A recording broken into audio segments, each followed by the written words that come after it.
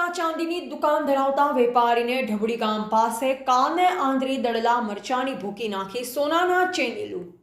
દાહોદ જિલ્લાના સિંગવડ તાલુકામાં મંગળવારની સમી સાંજે ઢબડી ગામ પાસે લૂંટની સનસનાટીપૂર્ણ ઘટના સામે આવી છે. ઢબડી ગામે વાહનોથી ધમધમતા રસ્તા પર સોના ચાંદીના વેપારીના કારને નિશાન બનાવી સોનાની ચેન લૂંટ ચલાવવામાં આવી.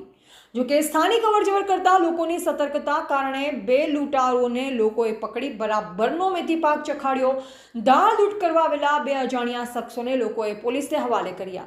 પ્રાપ્ત માહિતી અનુસાર સિંગવડ નગરમાં સોના ચાંદીની દુકાન ચલાવતા ધંધો કરતા વેપારી જયદીપ લબાના પોતાની દુકાન બંધ કરી કારમાં પોતાના ઘરે મોટી બાંડી બહાર પરત ફરી રહ્યા હતા. જે દરમિયાન ઢબડી ગામ નજીક ઇક્કોમાં આવેલા લૂંટારોએ તેમની કારને આંતરી હતી. આયોજનબદ્ધ રીતે આવેલા લૂંટારોએ વેપારી કંઈ સમજે તે પહેલા તેમની ગાડી પર લોખંડની ટોમી વડે હુમલો કરી કાચ તોડી નાખ્યા હતા. ત્યારબાદ વેપારીની આંખમાં દળેલા મરચાની ભૂકી નાખી સોનાના ચેનની લૂંટી ભાગવા જતા ઘટના જ સ્થળે લોકો આવી જતા બે લૂંટારોને ઝડપી પાડ્યા.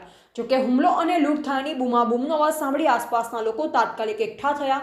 લોકોના ટોળાએ હિંમતભેર લૂંટારોનો સામનો કરી બે અજાણ્યા શખ્સોને ઘટના સ્થળેથી પકડી પાડ્યા.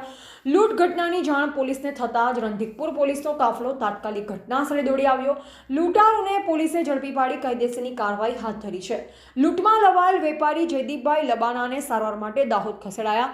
લોકો દ્વારા પકડાયેલ બંને આરોપીઓને પોલીસે પોતાની કસ્ટડીમાં લઈ વધુ તપાસ હાથ ધરી છે.